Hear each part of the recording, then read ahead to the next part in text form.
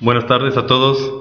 Vamos a iniciar con la segunda parte de esta conferencia de Semana Santa, muy interesante, muy profunda, en realidad de mucha reflexión.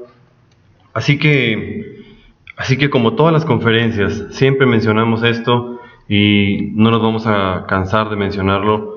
Hay que recibirla con el tercer estado de conciencia, porque es el estado que nos permite comprender en verdad todo esto. A veces vemos que es demasiada información o muy nueva, pero no escuchemos esta conferencia con el intelecto, escuchémosla con la conciencia. Dejemos que sea la conciencia la que reciba la instrucción, no la personalidad y no la mente, sino la esencia, para que la esencia sepa qué hacer, para que guarde estas palabras en el corazón, para que conozca el mapa del camino y ya más adelante pueda en realidad vivirla. Haciendo un breve repaso, decimos que esta semana, la Semana Santa, es un día de santificación porque el ego tiene que morir. Es una semana de nacimiento porque se tiene que trabajar con la alquimia. Y es una semana de aprender a amar, de vivir el tercer factor de la revolución de la conciencia, que es el supremo amor, el sacrificio por los demás, ese sacrificio desinteresado. Vimos que cada día es una creación o es un shock que debemos estar aplicando a nosotros mismos. En el primero, el trabajo que hay que realizar pues es separar la luz de las tinieblas, tiene que ver con autoobservación, desde luego con la meditación de fondo. Entonces, vimos en el segundo día que hay que separar las aguas de las aguas. Esto implica transmutar nuestras energías sexuales. En realidad le decimos que perder el agua es perder el fuego, perder la conciencia y perder a nuestra Madre Divina. En el tercer día se juntan las aguas, se descubre lo seco, es decir, hace referencia a la condensación del cuerpo astral. Ya hablando particularmente en el aspecto superior, pues es levantar la serpiente de luz, que por cierto vamos a tener una conferencia el día de mañana en relación únicamente con esa tercera iniciación, y les recomendamos a ustedes asistir a esta conferencia, verla, analizarla, estudiarla, porque tiene mucho que ver con lo que estamos aquí analizando. En el cuarto día, donde dice que haya lumbreras para alumbrar la tierra, ahí hace referencia al cuerpo mental, este cuerpo que nos da acceso a la sabiduría. Y en el quinto día se encarna al alma humana. En el quinto día dice que produzcan las aguas seres vivientes y aves, pues es ese control de la naturaleza interior. También es la lucha contra los monstruos marinos. Ya para el sexto día dijimos que el Dios creó al hombre a su imagen y semejanza. En este aspecto, como el alma humana, fíjense, en el aspecto inicial, cuando hablamos de la iniciación de fuego, dijimos que como ya se tienen los cuerpos, se puede recibir los principios anímicos y espirituales, de manera que el alma forma parte de la tríada. El alma humana forma parte de la tríada junto con el alma divina y junto con el íntimo. Pero una cosa es que forme parte de la tríada y otra cosa es, ya para las iniciaciones de luz, otra cosa es que se fusionen, que haya una completa fusión del alma humana con el alma divina. Eso no lo comentamos en la conferencia anterior, pero ahora lo decimos para que se entienda la diferencia entre formar parte de la tríada y fusionarse el alma humana con el alma divina. Entonces, eso era respecto al sexto día. En el séptimo día se creó al hombre viviente. Sopló el hálito de vida y fue un hombre viviente. Es decir, ya encarna al Cristo. Pero hay que sacrificarse para encarnar al Cristo. Y cuando hablamos del aspecto superior, en donde el Cristo es el que está realizando estos trabajos, pues lo vamos a ver ahorita, encarna al tercer Logos, al Espíritu Santo. Vamos a analizarlo en esta conferencia, cómo se da este proceso, pero aquí mucha atención, porque cuando lo estemos mencionando, vamos a regresar a este punto en el que es hombre viviente. Pero bien, hay un octavo día en el que se hace el trabajo por ascender al absoluto. Es la ascensión, es la última etapa de la resurrección y al mismo tiempo la tercera montaña de la resurrección. Entonces, pues este repaso simplemente para recordar de lo que hemos estado hablando, el hombre viviente. Bien, vamos a iniciar esta primera conferencia, esta primera diapositiva, perdón.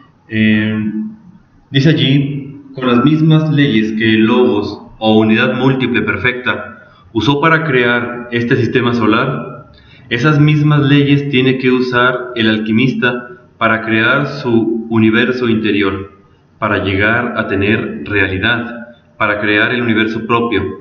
Se usan las mismas leyes. Y pues sí, hemos visto todo este periodo de Semana Santa desde el ángulo del Génesis, precisamente por eso, porque la Semana Santa es una semana, como dijimos ahorita, de creación, y el Génesis habla de la creación. De hecho, Génesis y Apocalipsis están íntimamente relacionados, y ahorita los vamos a comentar. Entonces, el maestro nos dice, es un tema que estudiaremos más adelante, dice, primero hay que libertarnos de la luna, de los aspectos lunares que cargamos en el interior, del ego, de ideas frías, intelectuales. Y para eso hay que crear una luna psicológica. Es decir, hay que crear un centro de gravedad permanente, un centro en donde la conciencia esté siempre pues gravitando, que todas nuestras acciones sean con base en la conciencia. Y a eso le llama el maestro una luna psicológica, crear la luna psicológica. Pero más adelante dice el maestro, hay que crear un sistema solar psicológico, es decir, los planetas, es decir, los cuerpos internos. Y luego dice el maestro, el sol psicológico hay que crearlo. Y más adelante la galaxia psicológica. Y luego el infinito. Y vamos a estudiar todo esto porque es muy interesante cómo el maestro en cada conferencia nos habla del tema que está trabajando, pero también nos habla del camino hacia la autorrealización. Así que resulta muy interesante. Pusimos aquí el árbol de la vida por lo que estamos aquí leyendo y estudiando, esto de que al trabajar con la alquimia está uno trabajando con las mismas leyes que el creador usó para crear al universo. Así es. Fíjense, dijimos que aquí en el absoluto, en la segunda parte, que es el Ein Sof, de aquí surge el uno. Del uno surge el uno. Dijimos que el uno se desdobla en dos y que eso genera la tercera fuerza. El uno es el padre y el dos es la madre. Pero esa tercera fuerza entra en el vientre de la Divina Madre. Esa tercera fuerza es el fuego, el Cristo. Como Cristo es Elohim. Pero al entrar en el vientre de la Divina Madre, entonces nace como fuego, y es esta de aquí, esta corona sefirótica. Lo estudiamos en su momento, pero lo que queremos decir ahora es que estas leyes, la ley del 3, la ley del 7, que es la perfección, las usa para crear. Así que uno también debe trabajar con esas mismas leyes para crear el universo interior, la luna psicológica, el sistema solar, el sol, entiéndase los cuerpos existenciales, y luego el Cristo íntimo. Recordar cómo terminamos la primera parte de esta conferencia, donde decía que vuelvo a estar de parto de vosotros hasta que el Cristo sea formado en vosotros. En la conferencia del superhombre me parece que lo comentamos, pues debe ser formado en nosotros el Cristo. Entonces, el maestro en una conferencia muy especial que les recomendamos estudiar, se llama El universo y las tres gunas. El maestro relata cómo es que el absoluto, esta parte de aquí, se transforma cuando entra en él un nuevo maestro autorrealizado. Imaginen ustedes las millonadas de esencias o de mónadas que surgen del absoluto en una creación, pero después tiene que recogerse. Si en ese periodo de manifestación, llamado Mahamvantara, un maestro logró la autorrealización, entonces ese maestro, al entrar en el Ain, transforma completamente al Ain. Dice que aumenta la armonía y aumenta la felicidad de todo el absoluto, nada más por un maestro que se autorrealizó. Así que es muy bello, esa conferencia se la recomendamos mucho. Por cierto, aquí mencionábamos esa frase del Maestro Jesús, del Cristo Jesús, en su calidad de Cristo cósmico, cuando dice: Padre mío, en tus manos encomiendo mi espíritu. Cuando habla de espíritu se refiere aquí al íntimo. Recuerden que este es el alma humana, este es el alma divina y este es el íntimo, este es el espíritu. Así que el segundo Logos le dice al Padre: en tus manos encomiendo mi espíritu. Está hablando del íntimo, pues, y se sumerge, pues, en el absoluto. Es una cuestión de mucha reflexión, hay que estudiar todo esto. Y pues simplemente decir que el trabajo del séptimo día, la obra va a quedar consumada, pero vamos a estudiarlo esto en la siguiente diapositiva. Dice ahí: cuando se hace el séptimo trabajo, el séptimo día de la Semana Santa, la obra queda consumada. Consumatum est, todo se ha consumado. Entonces sucede la suprema entrega del Espíritu al Padre. Bien, aquí estamos hablando de dos aspectos. Uno, el que acabamos de mencionar, cómo la corona sefirótica, Padre, Hijo y Espíritu Santo, entran al absoluto como un individuo autorrealizado, pero también mencionamos el hecho de que el Cristo muere. El Cristo muere para resucitar. Así que vamos a reflexionar en esto cuando se termine el séptimo día. Viene un día más, viene el octavo día. De esto lo vamos a ir estudiando. Dice allí el maestro: más tarde, en el octavo día, el Padre, en el Hijo resucitado, se levanta de entre su sepulcro de cristal, después de la resurrección de los muertos. Pero ese trabajo, todo en sí, forma la Semana Santa. Entonces, a partir de este momento en el que el Cristo muere, ese fue el séptimo día, pero hay un octavo día que es todo el proceso que va a seguir el iniciado cuando resucite. Aquí dice que el Padre resucita en el Hijo resucita en el Padre. ¿Quién es el Hijo? Pues el iniciado, el Cristo íntimo que hemos encarnado allá en la Navidad del Corazón, que se encargó de hacer todo el trabajo, que se encargó de sacrificarse por la humanidad, de tener esa muerte de cruz. Recuerden el cruzamiento sexual, y que tuvo que ser llevado al sepulcro. Allí cuando termine esa segunda montaña, que ahorita lo vamos a ver, cuando termine la segunda montaña y la califique, ahí es cuando nace se encarna completamente el tercer Logos, o mejor dicho, resucita el tercer Logos en el iniciado, y al ser el tercer Logos la parte del Cristo, entonces se ha completado ese trabajo de resurrección. Más adelante vendrá el segundo Logos y más adelante el primero. Entonces vamos a expresarlo aquí un poco mejor. Miren, esto, les digo, para el intelecto resulta complicado. Aquí, cuando se tiene la Navidad del Corazón, decimos que se encarna al segundo Logos, al Hijo. pero una cosa es encarnar al Hijo y otra cosa es resucitarlo, fusionarlo por completo. Recuerden algo en lo que insistimos mucho: está el Padre, Hijo y Espíritu Santo allá en Elohim, en el Ein Sof. Está Padre, Hijo y Espíritu Santo en la corona sefirótica. Está Padre, Hijo y Espíritu Santo en Tiferet. Así que el Maestro habla de encarnar al segundo Logos aquí, y también habla de encarnar al segundo Logos acá, a inicios de la tercera montaña. Lo vamos a ver. Así pues, el trabajo que se tiene que hacer es que nace el Cristo y éste muere.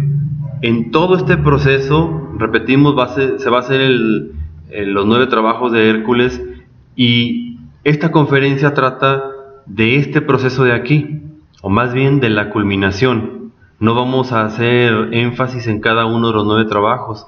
Vamos a ver qué sucede aquí cuando terminan estos mismos trabajos, cuando tiene que calificarse la segunda montaña, cuando se adquiere el grado de adepto perfecto. Y vamos también a hablar un poco sobre los 3 últimos trabajos de Hércules. Aquí en esta montaña ya no hay ego, pero sí hay muchas pruebas para verificar precisamente que hay un perfecto control de distintos aspectos del ser humano. Entonces, simplemente comentar eso. Así que toda esta parte, digamos, todo lo que es la segunda montaña y todo lo que es la tercera montaña, se le conocería en esoterismo como el octavo día, ya que el séptimo día termina con la crucifixión. Bien, entonces avancemos un poco. Dice el Maestro, esta frase o este texto lo tomamos del libro de las 3 montañas, donde el Maestro habla de todo esto. Dice allí: no es posible la resurrección sin haber previamente formado los estigmas del adorable en el cuerpo astral. Bueno, estamos hablando en este momento de las condiciones para la resurrección del tercer Logos en nosotros. Si me regreso un poco, recuerden que al terminar la primera montaña, el iniciado entra en el sepulcro de cristal, que es todo este proceso. Aquí están los infiernos atómicos y tiene que trabajar con cada uno de los 9 infiernos planetarios, que son los 9 trabajos de Hércules. Y cuando se termina, justo cuando se termina, en estas pruebas de Job, aquí es del punto iniciático en el que estamos hablando. Aquí nos estamos refiriendo a esta formación de los estigmas en el adorable. Dice el Maestro: la intersección del falo vertical dentro del útero formal hacen cruz. Incuestionablemente, los 5 estigmas crísticos deben ser formados en el cuerpo astral y se forman con la Santa Cruz. Entonces, ¿qué está diciendo el Maestro? Que en esta parte de la tercera montaña se están viviendo pruebas. Ya se eliminó al ego, ya se realizaron los 9 trabajos de Hércules, pero se tiene pues que formar esos estigmas, y relata el Maestro que su Madre Divina lo lleva a los mundos internos y le preguntan a ella cómo ve a su hijo, refiriéndose al Maestro Samael, y dice ella: es muy fuerte y responde muy bien, pero le falta cumplir mejor con el sacramento de la Iglesia de Roma. Así dice. ¿Cuál es la Iglesia de Roma? Al revés, es amor. O sea, se está refiriendo pues a que necesita trabajar con el refinamiento sexual. Fíjense aquí, ya no hay ego, y aún así debe transformar el maituna, el arcano sexual, la práctica del arcano, la debe todavía transformar, la debe sublimar o refinar. Dice: tuve que hacer de la práctica del maituna una forma de oración, como un sagrado ritual. Imagínense eso. Así es como se forman estos estigmas. Estamos hablando de la cima de la segunda montaña. Y bueno, ¿cuáles son esos 5 estigmas? 2 de los brazos, 2 en los pies, 2 en las manos, 2 en los pies, y uno el que le clava cuando le clavan la lanza en el corazón.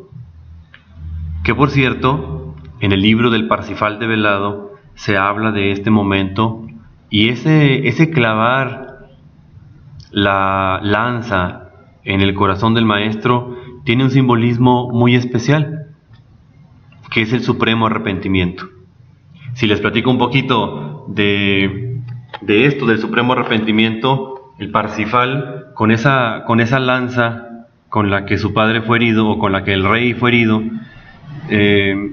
con esa misma lanza, cuando se la quita a Klingsor, el mago negro, o representación del ego, con esa misma lanza cura el costado del rey, así como al maestro Jesús también le clavan la lanza. Esa lanza puede curar, y el simbolismo de ese proceso es el arrepentimiento, el supremo arrepentimiento.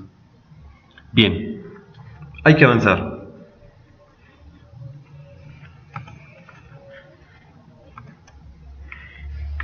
Dice aquí más adelante, el alquimista tiene que fabricar oro, no solamente crear los cuerpos existenciales superiores del ser, sino además convertir esos cuerpos en oro puro, antes de ser tragado por la serpiente.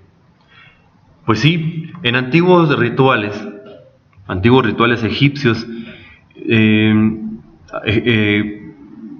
egipcios, gnósticos, rituales que vienen de la Atlántida, se refieren a la Divina Madre y dicen: ella no come basuras, ella no come nada inmundo. Si nos regresamos un poquito a la tercera montaña, vemos que a la segunda montaña, vemos que en la segunda montaña hay ego. A pesar de haberse creado el Cristo y haberse crucificado, no es suficiente, tiene que recorrer toda la segunda montaña, y justo cuando la está recorriendo, aparte de crear los estigmas del adorable, aparte de refinar el trabajo sexual, también tiene que convertir, como dijimos ya, estos cuerpos en oro puro. Hasta ese punto, hasta ese momento que se está calificando la segunda montaña, se elimina el 100% del ego, se tiene 100% de conciencia, y entonces eso que la serpiente ha de devorarse ya no es inmundo, ya está completamente purificado.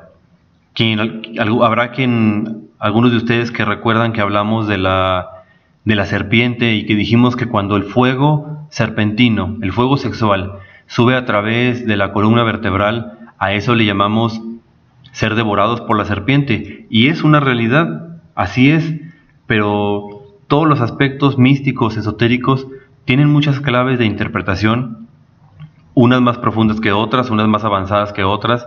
Así que esto que estamos hablando de ser tragado por la serpiente es en verdad un aspecto superior, más elevado. Y bueno, lo mostraban aquí los mayas. Vemos aquí está me parece que es el rey Pacal, y está siendo devorado por la serpiente. Y acá también en este códice antiguo de Anáhuac también lo podemos ver. Entonces, una cosa, cuando ya no hay ego, pues la serpiente nos traga y nos convertimos en serpientes. Así se dice. En el Hindustán se dice que son nagas, porque han sido devorados por Naga, la serpiente. Entonces viene algo extraordinario. Cuando ya nos tragó la serpiente, el águila devora a la serpiente. Si al devorarnos la serpiente nos convertimos en serpientes, ahora que el águila devora a la serpiente, nos convertimos en Quetzalcóatl, en el pájaro serpiente. Esa ave, esa águila, es el tercer logos quien resucita en el iniciado. Y es el iniciado quien resucita en el tercer logos. Dice el maestro: en los terrenos de la segunda montaña caza el águila. Pues sí, está esperando a que aparezca la serpiente. Está esperando a que la serpiente nos trague, para entonces ese Espíritu Santo tragarse a la serpiente. Pero si la serpiente no aparece, es porque no hemos sido completamente purificados, porque, repito, ella no come nada inmundo. Pero bien, en ese momento en que el águila se devoró a la serpiente, en ese momento se alcanza la perfección, la maestría. Para ese momento ya pasaron los 8 años de Job. Esos 8 años que hablamos de gran tribulación y que son 8 años reales. 8 años reales.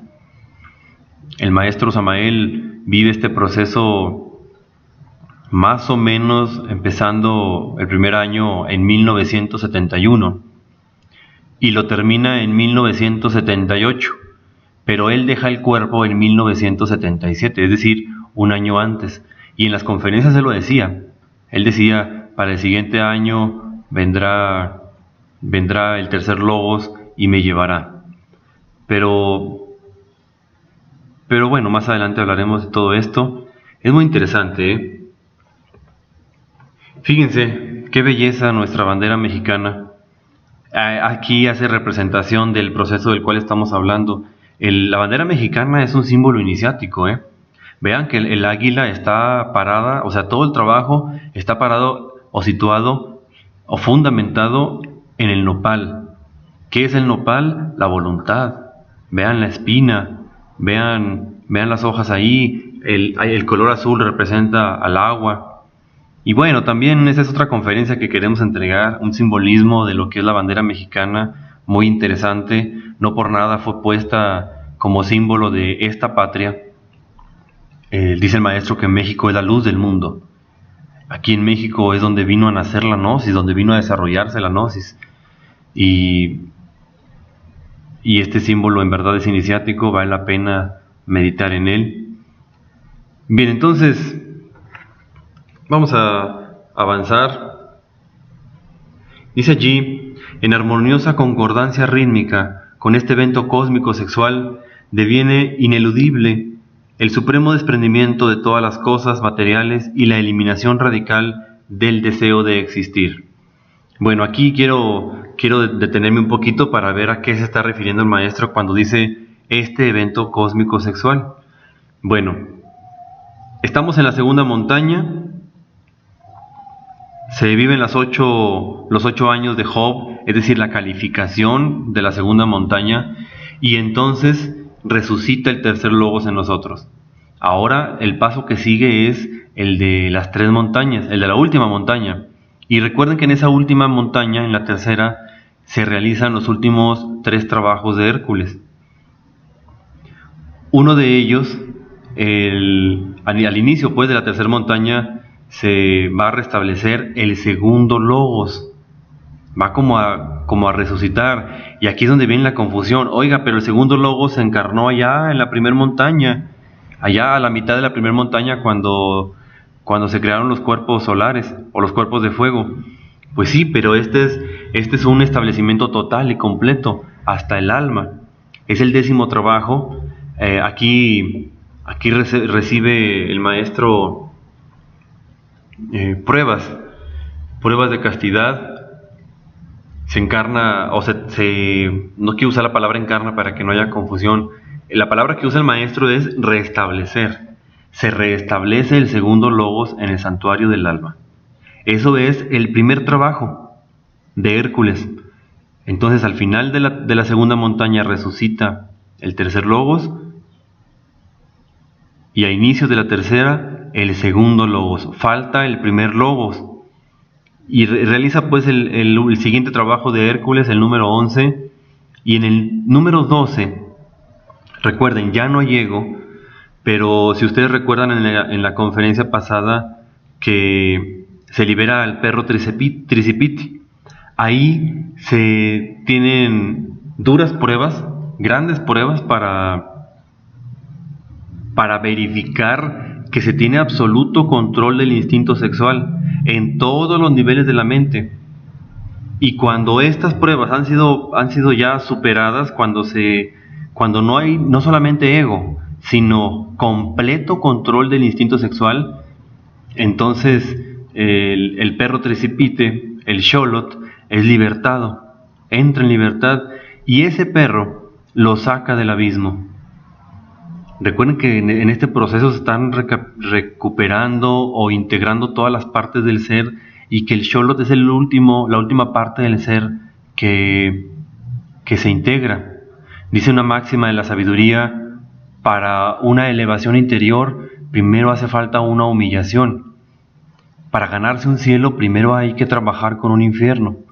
Y si el Xolotl es aquel que está sumergido en lo más profundo de la creación, entonces hasta allá tiene que ir el iniciado, recibir las pruebas de tentación, sobre todo de castidad, más tremendas. Y una vez que esto se logre, pues se libera al perro. Por eso luego se escucha de las abuelitas o de la gente mayor decir: no le pegues al perrito, porque no te va a sacar del infierno o del abismo. Pues esta creencia popular o esta frase, digamos, un poco común, un poco corriente, tiene en verdad un trasfondo muy especial. Entonces, cuando el Xolotl es libertado, entonces viene este proceso que estamos leyendo aquí, porque cuando viene este proceso cósmico sexual, porque habla del instinto sexual, también viene un supremo desprendimiento de todas las cosas materiales y la eliminación radical del deseo de existir. Fíjense, no podría existir una esencia en el absoluto si ésta tuviera deseo de existir. Acuérdense que el absoluto, el Ain, es la no existencia, que es la real existencia. Entonces, no podría una esencia, un maestro autorrealizado, no podría entrar a la Eón 13, a la Ain, si tuviera algo de deseo de existir. Quiero repetir la invitación para que estudien la conferencia de El Universo y las tres gunas. El maestro explica, pero lo contrario. El maestro dice: en el Pralaya, cuando está la noche cósmica, cuando no hay manifestación, si de pronto una esencia, una mónada, autorrealizada o no autorrealizada, una mónada, tuviera deseos de ser algo diferente a lo que es, entonces empieza cierto desequilibrio y entonces surge toda la creación. ¿Por qué? Porque ese desequilibrio indica o acusa falta de perfección. Y cuando el absoluto ve que falta perfección, entonces expulsa a la esencia, a la mónada, para que trabaje y regrese perfeccionada. Esto que estamos hablando es muy, muy, muy profundo. Pero entonces, ya una vez que esto sucedió, una vez que rodamos, una vez que sufrimos, que pasamos por todos los reinos, y ya que la esencia maduró y empieza a trabajar y aparece la instrucción, el mapa de camino para regresar a casa, y se hace todo el trabajo, entonces se libera el instinto sexual y viene esto que dice el maestro: un supremo desprendimiento.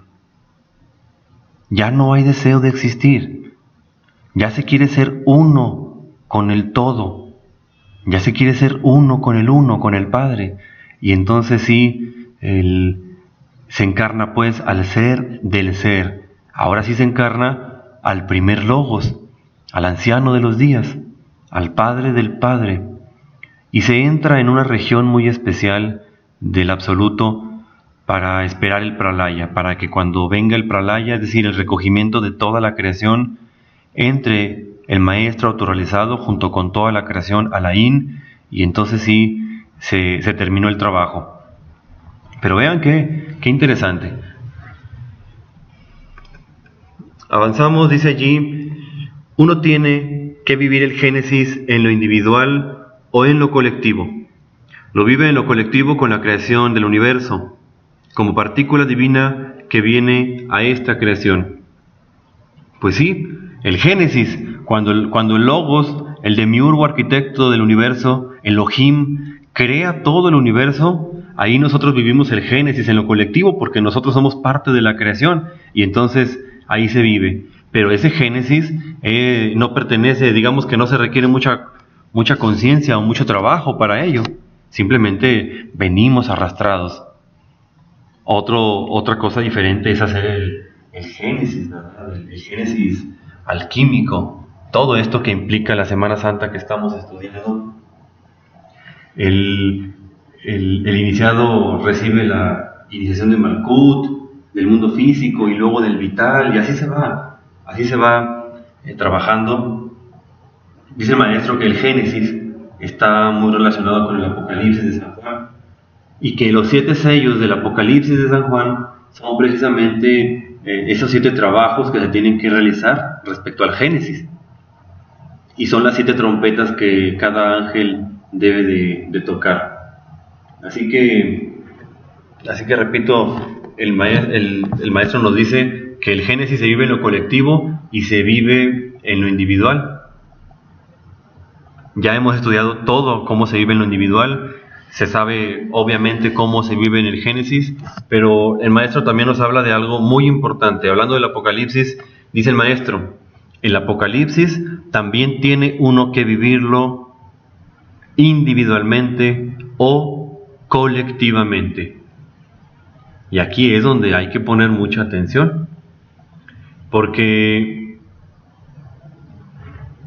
el Apocalipsis en el interior hace referencia a cada uno de los sellos. Dice el maestro que el libro de la vida tiene que irse desatando cada sello.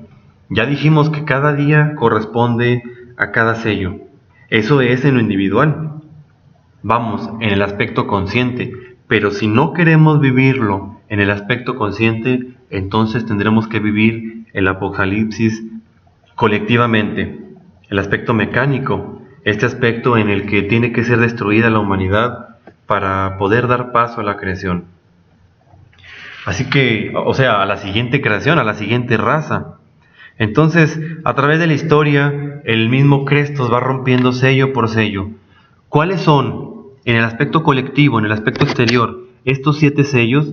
Bueno, son 7 subrazas. Dijimos que la actual raza aria, y es justamente el tema que vamos a estudiar cuando termine este proceso de estar en casa, viene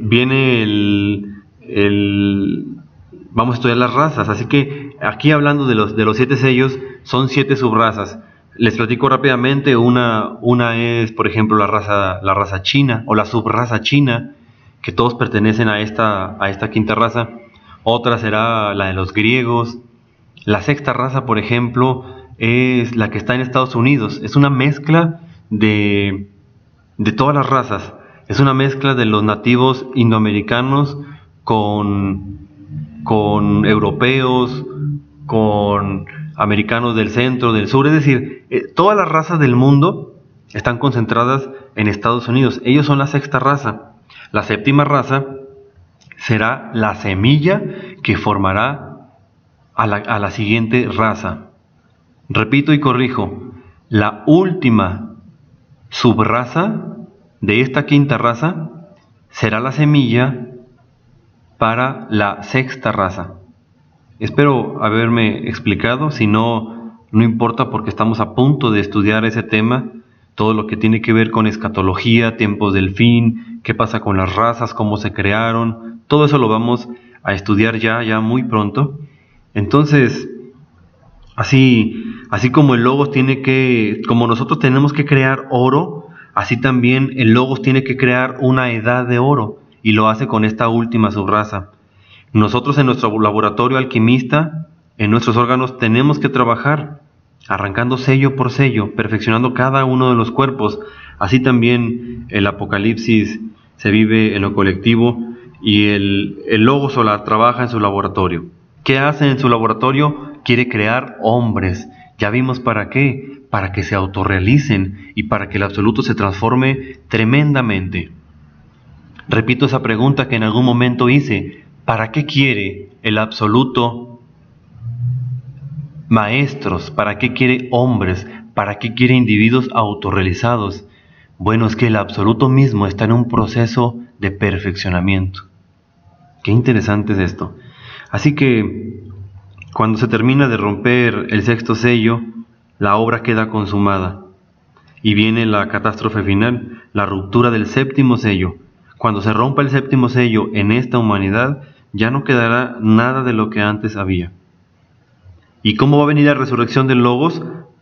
pues con otra raza, creando nuevamente la naturaleza, nuevamente las edades, y ahí está. Entonces, avanzamos un poco.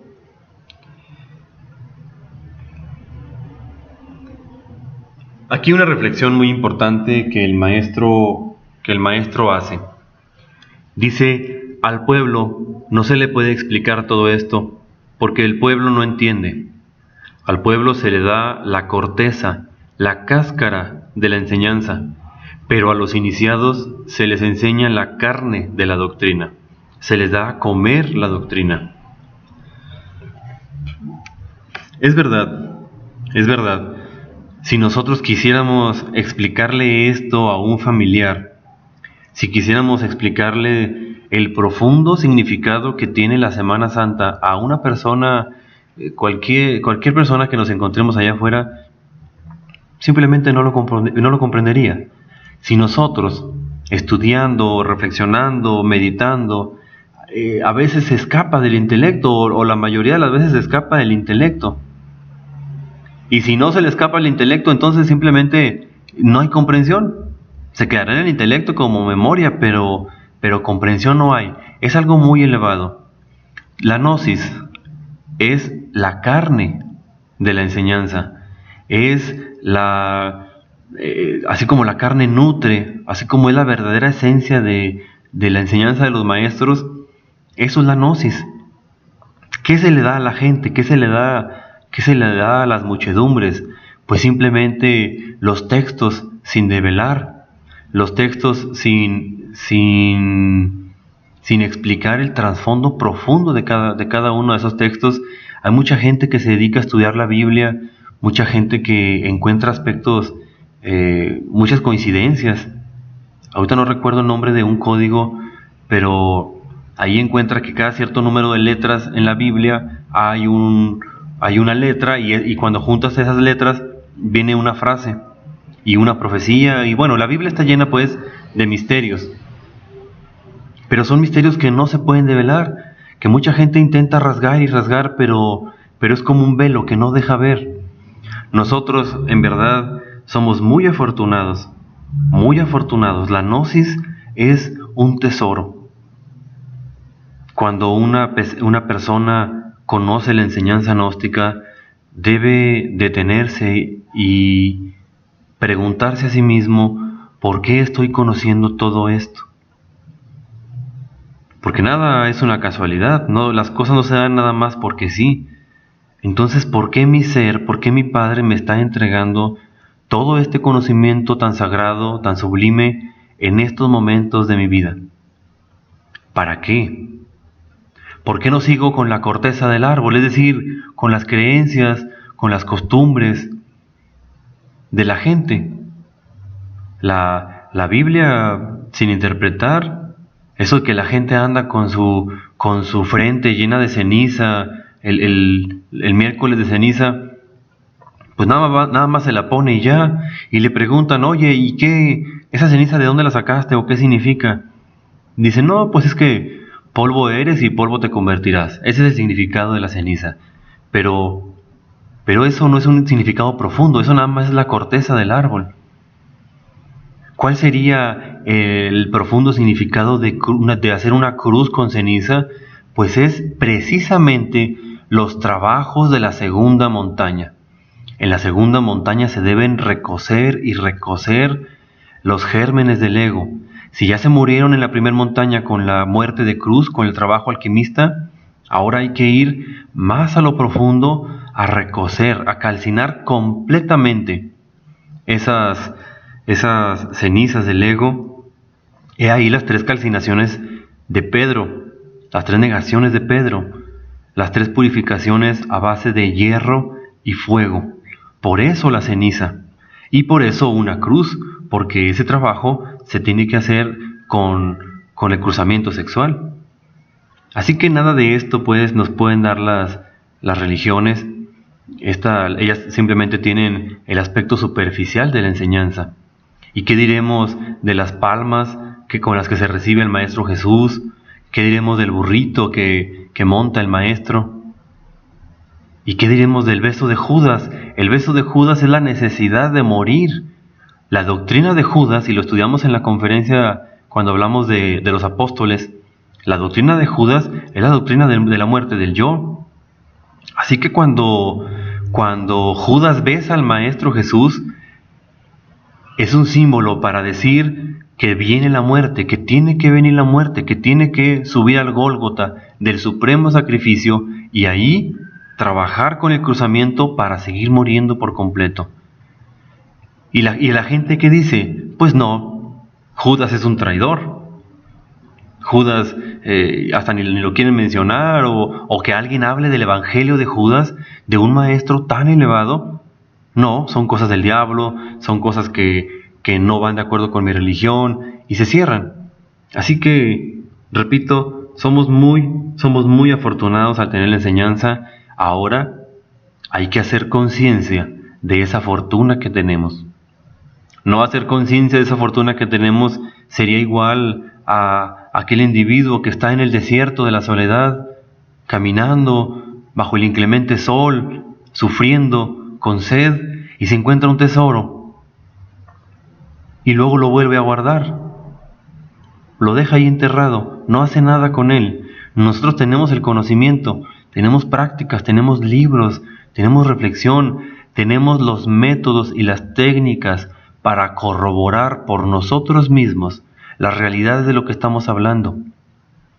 No estamos diciendo nada más algo por decirlo, entregamos también los métodos para corroborar.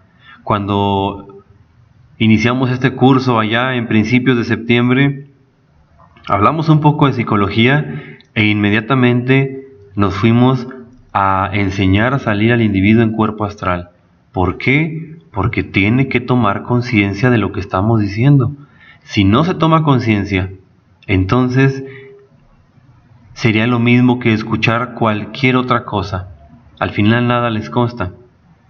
En estos momentos hay que trabajar por despertar, hay que trabajar por morir en nuestros defectos psicológicos, pero hay que trabajar por despertar conciencia. Hay que trabajar en el astral, hay que pedir, hay que orar, hay que llorar a nuestra Madre Divina, decirle que lamentamos el estado en que nos encontramos, que nos gustaría conocer algo más allá, experimentar por nosotros mismos hasta dónde la gnosis nos está diciendo la verdad, qué aspectos no nos dice la gnosis. El maestro no cuenta todo, no cuenta todo porque sería muy largo hablar de todo lo que hay en los mundos superiores. El maestro se le llama maestro de la síntesis y del énfasis, porque viene a decir únicamente el trabajo directo, el de la vía directa, el trabajo que hay que hacer para la autorrealización íntima, pero hay mucho más. Así que tenemos que despertar, repito, tomar conciencia de lo afortunados que somos nosotros todos. Como conclusión, dice aquí, la Semana Santa es la más santa de todas, porque es la semana que uno tiene que vivir. Y así es. ¿De qué serviría que el Cristo hubiera nacido hace 2000 años? ¿De qué serviría que hubiera juntado a sus apóstoles? ¿De qué serviría que el Cristo haya muerto y resucitado si en nuestro corazón no nace, no muere y no resucita también? Así pues, esta semana que estamos a punto de vivir, mañana, precisamente mañana es jueves, probablemente van a pasar películas en la televisión, probablemente habrá quien le nazca, no sé, leer esta parte, no sé. Pero les aseguro que con esto que hemos estudiado no van a volver a ver la Semana Santa de la misma manera. Así que ahí está. Estamos comiendo de la carne, se nos está ofreciendo la carne de la enseñanza. Sería un error dejar la carne para seguir comiendo la corteza. Hasta aquí esta conferencia. En verdad queremos hacer una pequeña pausa para felicitar Hay gente que ha seguido las meditaciones a la mañana, que se ha levantado, o si no se levanta a las 5 de la mañana, se levanta un poquito más tarde, pero hay gente que se está dando su tiempo para seguir meditando. Y es que es muy necesario y nos da mucho gusto. Pero también hay gente que al inicio de estas transmisiones por internet, cuando empezó la contingencia y todo, sí meditaba y sí veía las conferencias y todo. Pero van pasando los días y como que la horizontal nos va tragando, como que se va perdiendo el impulso, y eso es lo que quiere el yo. Eso es lo que quiere el yo, que se pierda el impulso. Así que por eso nosotros estamos haciendo este esfuerzo de transmitir, este esfuerzo de llevarles a ustedes la meditación, porque es indispensable, ya no hay tiempo.